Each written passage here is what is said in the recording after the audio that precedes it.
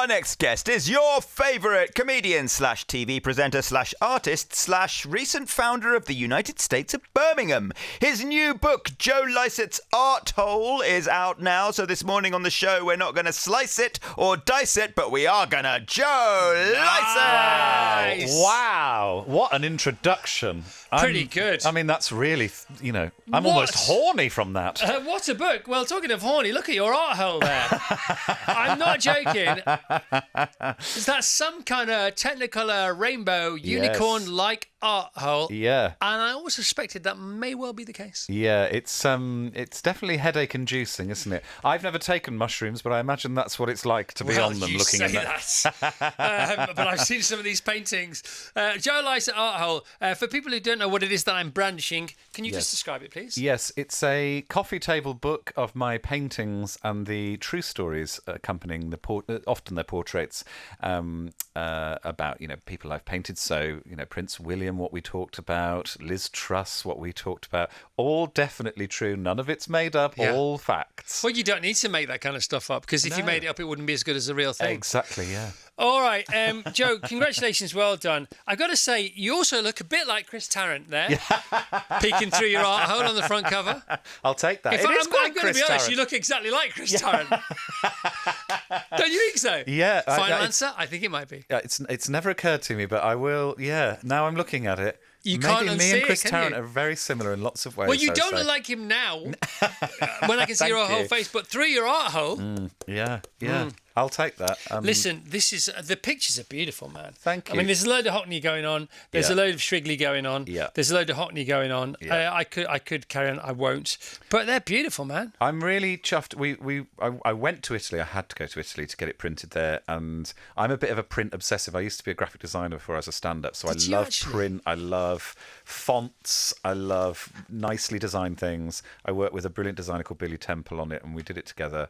And I'm normally with these projects, I'm braced for it not being as good as I'd hoped, and it's actually come out better than I'd hoped. So I'm really chuffed. Well, that hardly ever happens. It never happens, yeah. But particularly in publishing, you sort of think, oh, maybe they'll sort of cut corners here or there or whatever. The paper stock is really lovely. The whole thing, I'm just delighted. All right, so tell us what you get from your art. Not art. We'll get onto art generally in a minute. What you get from your art and what we can get from it. Yeah. And I mean, you do sell art. So what tends to light people's fire from your paintbrush? Well, I think it's another way of telling jokes, essentially, because certain gags don't work as words. I'll jot stuff down all the time, and it'll be really frustrating when you go, oh, that doesn't really work as stand-up for whatever reason. It's not got a good enough, punchline, or it needs a visual gag or whatever. So I see them as sort of adjacent to my stand-up. I don't see them as separate things.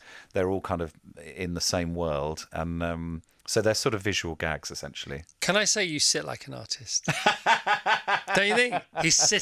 You're sitting. How dare you be this happy and content on this show? I come in here every morning pretending to be the happiest person in the world, crying on the inside, laughing on the outside, and then you come in and you're the real deal. Well, I just need a glass of sort of Merlot, and then I'm really... Stop it. Well, how would you like me to sit? No, I'd like to, however you want to sit. No, by the way, you are so cool. It's ridiculous. Because we've talked on the phone longer than we've talked in real life. Yeah, yes. Well, I don't think we've met in real life before today. I didn't want to say that because I forget. Yeah, well, likewise, but I'm fairly sure because I would remember it. Didn't we live together for like 6 months or something? I think, were we married? I think there was that going on. But other than that... Yeah, you were very, very kind to speak to me on the phone because you don't have a phone, do you? I do now, I didn't then. Right, yeah, at the time, I borrowed one to talk to you. Yeah.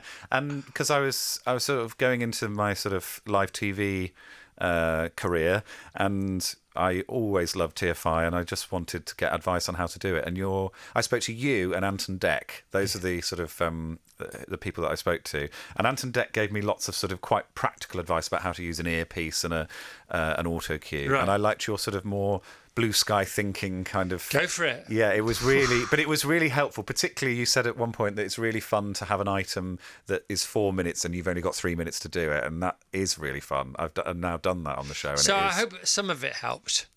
Loads of it helped. It was so useful, and it was so generous of you to give me your time. Well, here's the thing, right? Full disclosure. I didn't know whether it was a wind-up. Yeah, okay, Because yeah. you are renowned for this, aren't you? Yes, yeah, of course. And I thought, I bet he's ringing loads of old fogies going, I wonder how they're going to tell me to do my TV show. But I thought, I actually don't care. And I said to the team here, what do you... She said, no, definitely take the call. So I took the call. But it's funny. And I didn't care. And I don't care. No, well, no, it wasn't. I was genuinely just looking for advice, yeah. Because I sort think... of wish it had been a wind-up. Well, I could turn it into a wind-up, yeah. I wish I'd recorded it now, and then I can go, look, he said this stupid thing. Yeah. No, I just, I truly, I mean, I think it doesn't happen a lot in our industry. We're not sort of trained, and auto cue's hard, and nobody kind of goes, well, we'll do a training session on it. They just expect you to be good at it. I know. And so I just thought, actually, ask the best people at this job and find out. Well, it's a very wise, I mean, that's a very old head on young shoulders, in a way. I wish you'd have been around for me to ask advice of in the 90s. But it feels like you just came out fully formed as a broadcaster, ready to go. But... It was fine, until you run out of road and you don't know what to do. In fact, Shed 7 and I were just talking about this, and we talked about the fact that, we had our full, the pedal was all the way down to the metal in the 90s. Yeah. And it was great until we saw the fact that we were going to run out of road, and we didn't know how to end it. We didn't know how to end the 90s. Yeah. So what we did was we put our foot through the floor. Yeah. And literally, it was the whole of the 90s. Had a collective Thelma and Louise moment, and we just went off the cliff, and then Big Brother took over, and the rest is sort of history. Anyway, but your art, it seems it's not effortless, but it seems to not come to you easily. But you seem to wear it very comfortably on your sleeve. Is that how it feels? Yeah, what I'm delighted about, which I'm sure will change, is. Even though I have now sort of turned it into I've sort of monetized the art, I suppose, it's another revenue stream, it hasn't lost any of that kind of therapy for me.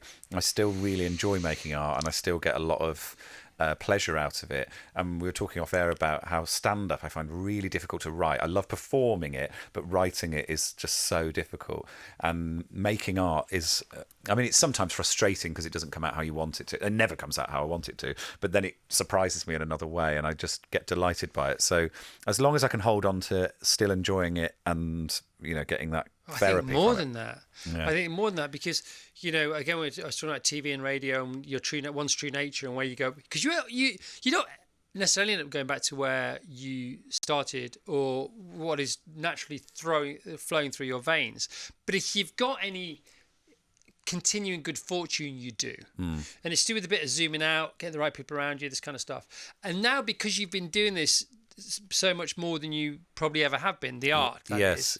And you're finding it's still got all the fun in it, still got all the funny in it, it's gonna it could make writing stand-up easier, but it could just say, look, hold a mirror to it and go, you're good at this, but you're really meant to be doing this. Tell me about that. Well, I think as I said, I sort of feel that the art and the stand-up aren't distinct things in lots of ways. And what was really fun about Art Hole and really surprising is that there's lots of words in it, and the words worked. Not all of them, but worked as live performance. So the stories that I've written in there, I thought, well, let's see how these work. I'll just read them out off paper. So what's landing really well?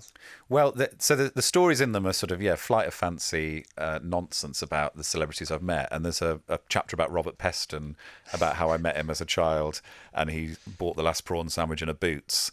And it's all just stuff that fell out of my head, but it kind of works. And it is littered with gags, but the gags were easy to write and they kind of came easily. Whereas when I'm writing stand-up, each gag takes weeks to kind of hone. And coalface. Yeah, it's very coalface. Whereas that, it just... Not always, but really it kind of flowed. And then there's another chapter about Jack Grealish, about how he came and sat at the bedside when my great aunt Shirley died. None of this happened.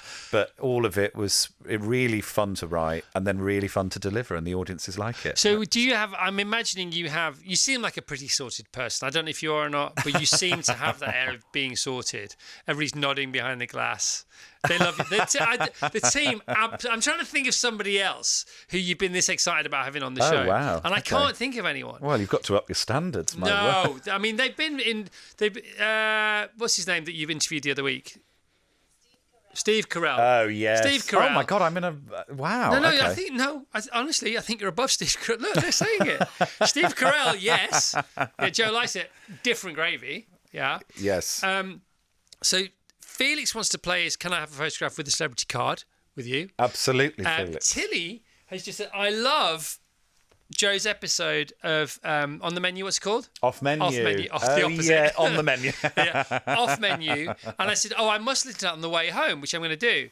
And she said, I listened to it again the other day. I said, that's interesting. So you listened to a guest podcast more than once. She said, no, I've listened to it 22 times. Your episode. That's interesting. I haven't listened. So interestingly, you're talking about me having it together. I generally have it together, but I do occasionally suffer with anxiety. And I had a full panic attack whilst recording that episode. I don't know why. I think I was in like one of those busy press things and I was going between lots of things. Right. And I remember just sitting there going, wow, there's a lot of adrenaline in my system right now that I don't know what to do with. Interesting. And at the time I had this symptom where I thought I was going to be sick the whole time. And because we're talking about food, maybe the whole thing linked. And I was convinced for the whole of that record that I was going to vomit at any point. And you can. I've done a couple of TV records where it's happened and it never shows. But there's like in the background, I'm going, uh-oh. And I've never been sick, but it really convinces me that I'm going to be sick. So the opposite of anxiety is often cited as being creativity. Yes, yeah. Do you find that works? Yeah. Well, that's I think the painting has come for a reason, really. And then obviously brilliant therapy and all that. Do you have a studio at home? Not at home. I've got a studio. I live in Birmingham. I've got a studio in sort of centre of Birmingham. It's about 15 minutes away, and that's where I kind of go. And do you rent or have you bought it? Yeah, I rent it. So you have a rented artist studio. Yeah, yeah. Oh my god. I got that originally because so cool. Gary Delaney said to me, he's brilliant stand-up, that the thing with what he does is he rents an office. I don't think he does anymore, but rents an office to go and write jokes so that you formalise your day and you go, I'm going into the office, I'm going to do some work. Yeah. Because as a stand-up, you just go to the gig and then you can just get drunk and then just do nothing else and then wake up hungover, do the next gig. But if you want to progress, you've got to keep writing, you've got to keep producing stuff. And so it was actually, the original idea was to use it as a writing place, and then I started messing with clay and paint, and here we are. So clay as well, and all the full catastrophe. Yeah, yeah, yeah, exactly. Or catastrophe. Yeah, very nice. Yeah, very nice. That's the next one. Right, can we have those reviews again, please? Yes. So I love these reviews. Let's do the ones from the back of the book. Yes. This is Natalie Cassidy. Due to contractual obligations, I am unable to endorse your book at this time. Grayson Perry. The file is just showing up blank on my end. Munja Chihuahua. Sorry, man. Reading triggers my nut allergy. And then Stephen Fry. Best book ever. Yeah. EVA. Yeah, it was fun emailing all those people saying, please don't read it, just approve this quote. Oh, wow. That was fun. Did you really? Yeah. Did you have to? Because I thought. Well, I didn't want to put them if they hadn't approved them. So, I just gave them a selection of 3 different quotes. And... So, your career arc, not where you've been and not where you are, but where you might be going, what does that look like? Which strings to your bow are winning most favour with your focus and attention going forward? Yeah, the art definitely is sort of the thing at the minute. But I am missing stand-up. I'm doing little bits of it, but I'm missing doing... my last couple of tour shows have been screen-based because I'll show the art, and I'd like to get back to just man and a mic, because that was the thing when I was sort of starting. I was about 19 when I started. I loved when you go to a comedy club just before the show starts and you see that microphone in the stand, and that's it. There's no set, there's no props, there's nothing. That's all there is. And the magic of that one person is going to pick that up and entertain you for 20 minutes, half an hour, however long, I just thought was so incredible. So I would like to do a bit more pure stand-up without a screen, which is just storytelling. And so a bit of that. And then hopefully some more live TV. Okay, let's go back to stand-up a second, all right? So I have the same feeling about telly, right? I want the feeling, I just don't want to have to do any of the work. Yes. Is that what you mean? Exactly that, yeah. Yeah. Obviously, yeah. I want that buzz. It's so annoying life Can't like that, isn't it? Can't we just get the buzz? Can't we get it from Amazon or something? Yeah. Can't you order the buzz? Yeah. It's frustrating, isn't it? Because live TV, as you well know, is like so much work and so much prep, and to make us something. So many cubicle visits for me. I was so nervous all the time. Were you? I was so actually, yeah. I mean, I wasn't on The Big Breakfast, but any show that I was responsible for, then it was different. That's why Joe Root couldn't score a run when he was captain of England. It's different. Yeah. Do you know what I mean? Exactly. Now I'm working, if I go and appear on somebody's show, different. This is fun. I tell you what I do before Late Night Lycett, the live show, is I say to myself, this is my career's over. This is the last thing I'll ever do. it's the last hurrah, and I sort of go in with that energy, and that sort of works for me because then you are just a bit like, oh well. Yeah, I mean, it's quite nihilistic. It's quite an extreme. Yeah. I mean, that's how mad telly is. You have to adopt. You either have to be mad, and then you don't think you're being mad, which is what I was for a bit. Which is sort of, it's innocence is bliss, or insanity can be bliss sometimes. Yes. Or you have to adopt a completely mental mindset. Yeah. And think that that's an okay thing to do. Yeah. Well, there we go. I'm not as together as everyone thinks. Which is in itself mad. Yeah. But I think we're all mad. It's just what choose your poison, really. Isn't it? Yeah. All right. So what are the commitments then? There are actually no commitments. After today, I'm technically unemployed. Are you? Yeah. There's a few things floating around, but I'm sort of kind of going back to basics. What would you like to happen? I would actually just like the break that I'm having. Good just for a you. little bit of time to kind of work. And when you break, what do you do? I normally go to my local wine bar in Birmingham and I spend a few days there, eating tinned fish and drinking white wine, and then I get a sort of itch, and it goes, I need to do You have this, to wait or I for need the to do itch. that. Yeah. Joe, we are out of time. I would have given you more time, but literally the show is ending. Well, that's fair enough, and Okay. what a delight. All right, Joe Lycett's Art Hole is out now, and he's touring the country, and you can go and see him, and he's amazing, and the team have not been disappointed, and we've met for the first time. Have a great weekend. Goodbye, everybody. Bye.